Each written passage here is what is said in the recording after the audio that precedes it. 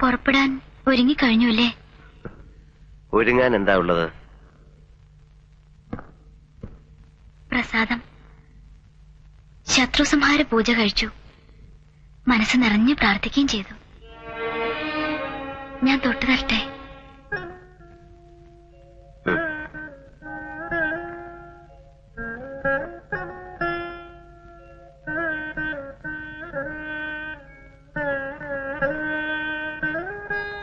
ദീപാരാധന കഴിഞ്ഞപ്പോ ഞാൻ ഒളിച്ചിങ്ങോട്ട് പോന്നു.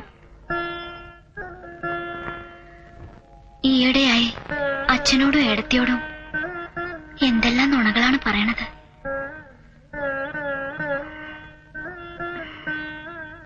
ഇനി നമ്മൾ കാണുമോ എന്നെങ്കിലും? ഒരാഴ്ചയായിട്ട് സമാധാനായിരുന്നു.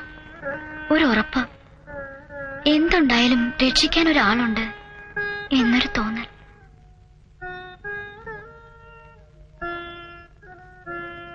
ആരും ചെയ്യാത്ത സഹായമാണ് തങ്കം എനിക്ക് ചെയ്തത്. നന്ദി. നന്ദി എനിക്കിഷ്ടല്ല വാക്ക് തന്നെ. കള്ളത്തരാ അത്.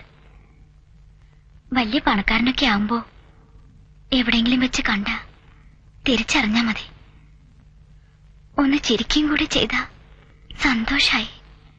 തങ്കത്തിനെ ഞാൻ വന്ന് കാണും, സത്യം.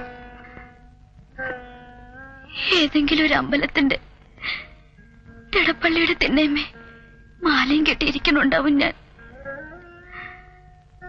ചിലപ്പോ ഏടത്തിയെ പോലെ ആസത്തിന്റെ ഭാര്യമാരിൽ ഒരാളെ ഇവിടെ തന്നെ ഉണ്ടാവും. ഇല്ല, അതുണ്ടാവില്ല. പഴകി ദ്രവിച്ചെങ്കിലും ഒരാളുടെ ഭാരം താങ്ങാനുള്ള ഉറപ്പൊക്കെ ഉണ്ട് ഈ വീട്ടിന്റെ കഴുക്കോലന്.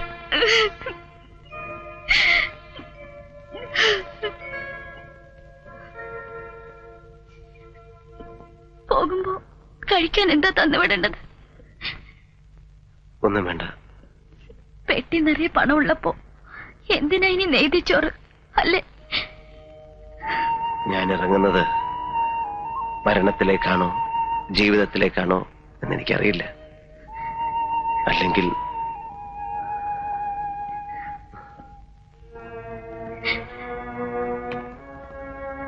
തങ്ക ഇത് കണ്ടോ? എടുത്തോളൂ, ഇഷ്ടമുള്ളത് എടുത്തോളൂ. എത്ര ലക്ഷം വേണമെങ്കിലും. അല്ലെങ്കിൽ വേണ്ട, ഇത് മുഴുവൻ എടുത്തോളൂ. വേണ്ട, അത് കണ്ടിട്ട് തന്നെ എനിക്ക് പേടിയാവണോ? ഇതല്ലാതെ നിനക്ക് വേണ്ടി വേറെ ഞാൻ എന്താ ചെയ്യുക? എന്നെ ഈ നരകത്തിൽ നിന്ന് രക്ഷിക്കാമോ?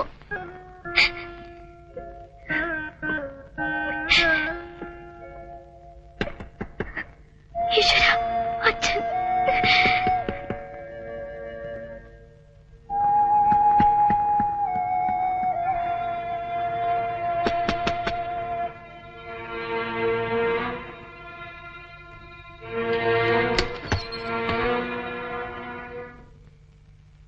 അമ്പലത്തിൽ പോയില്ലേ?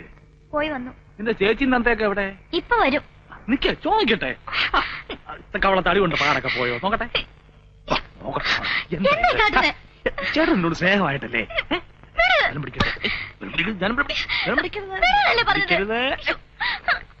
കണ്ണി കണ്ട കൂടെ നിനക്ക് പോവാം. എനിക്കെന്താ?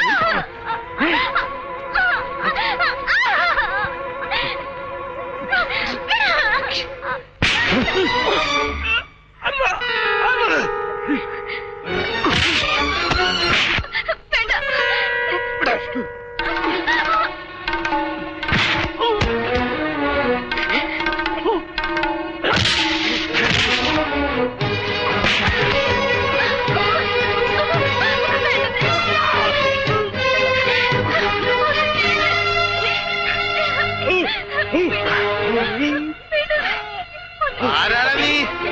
മാറാൻ, ഇങ്ങോട്ട് മാറാൻ. കുടുംബത്തിൽ വന്ന് ആക്രമിക്കേ. ആരാണ് നീ? ആരാന്നോ? ഞങ്ങളോട് ചോദിക്കേ.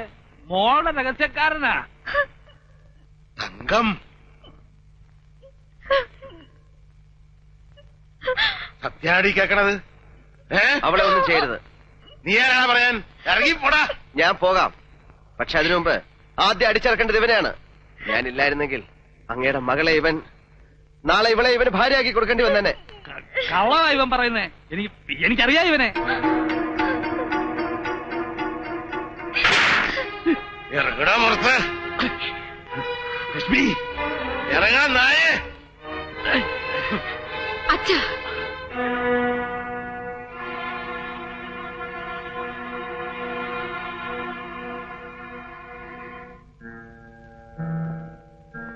ഇതുകൂടി തിരിച്ചേൽപ്പിച്ചേക്കൂ.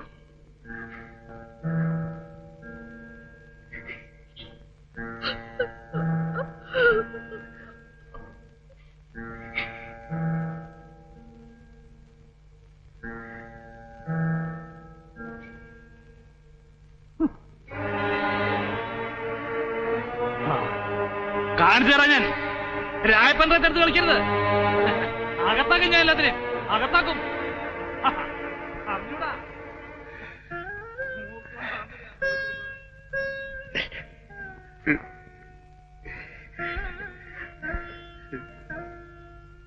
ക്ഷമിക്കണം. ഞാൻ ആരാണെന്നും എന്താണെന്നും തങ്കം പറയും. കഴിയുമെങ്കിൽ ഒരിക്കൽ ഞാൻ വരും. പുറം വാതിലൂടെയല്ല, മുൻവാതിലൂടെ അങ്ങേ കാണാൻ.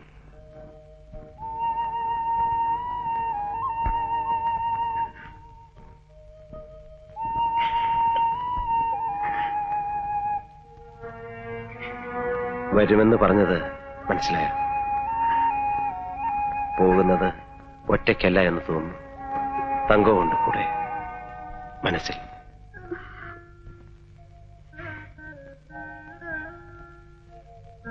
അബുവിനെ കാത്ത് ഇനി ഇവിടെ നിന്നാൽ അപകടമാണ്. വന്നാ പറയൂ, ഞാൻ റെയിൽവേ സ്റ്റേഷനിൽ കാണുമെന്ന്.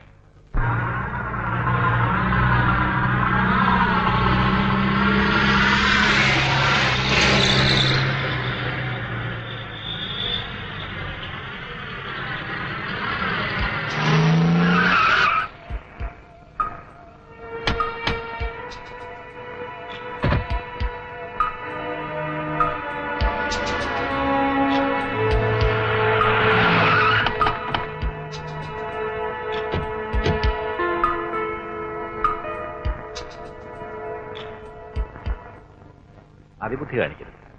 നിങ്ങളെ എനിക്ക് രക്ഷിക്കാൻ കഴിയാതെ. ഇറങ്ങും.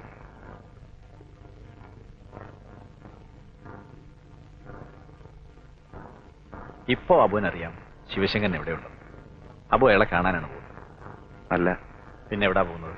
ഞാൻ ഒരു വാടകയ്ക്ക് പോവുക. കൊള്ളാം. നുണ പറയാൻ അബുവിന് ഒട്ടും പരിചയമില്ല. അതുകൊണ്ട് അത് വേണ്ട. സത്യം പറയും. ശിവശങ്കരൻ എവിടെയാണെന്ന് അബുവിനറിയില്ലേ? ഇല്ല, ഞാൻ സത്യമാ പറയുന്നത്. ഞാനും അന്വേഷിച്ചുകൊണ്ടിരിക്കുക. നിന്നെ കൊണ്ട് സത്യം പറയാൻ എനിക്കറിയാം. നിനക്ക് ചാൻസ് തരാം. നമ്മൾ അബുവിനോട് മാന്യമായി പെരുമാറുമ്പോ അങ്ങനെ പെരുമാറാൻ അബുവിന് ഒരു അവസരം കൊടുക്കണ്ടേ? ഇല്ലേ?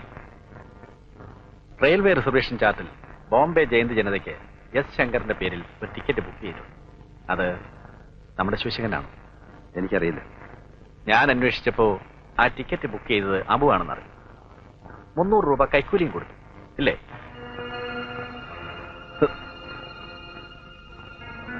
എസ് ശങ്കർ, ബോംബെ. ഇനിയെങ്കിലും ദയവായി സത്യം പറയും. നമ്മുടെ ശിവശങ്കരൻ എവിടെയാ മറഞ്ഞിരിക്കുന്നത്?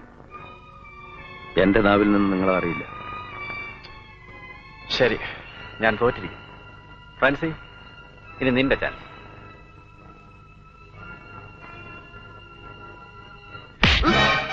ഈ സത്യം പറയില്ലല്ലോ.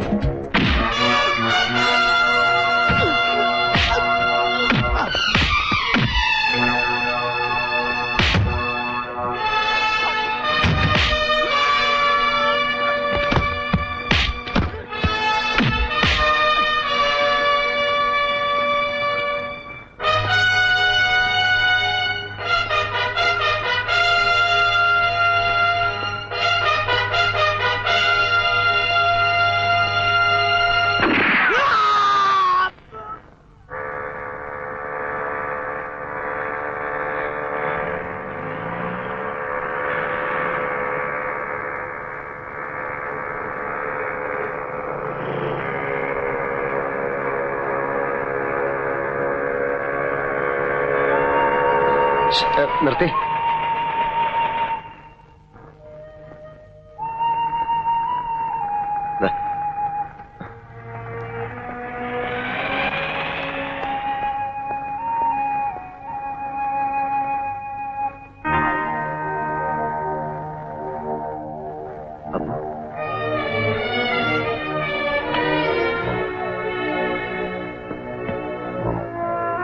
അബു അബു അബു അബു അബു അബു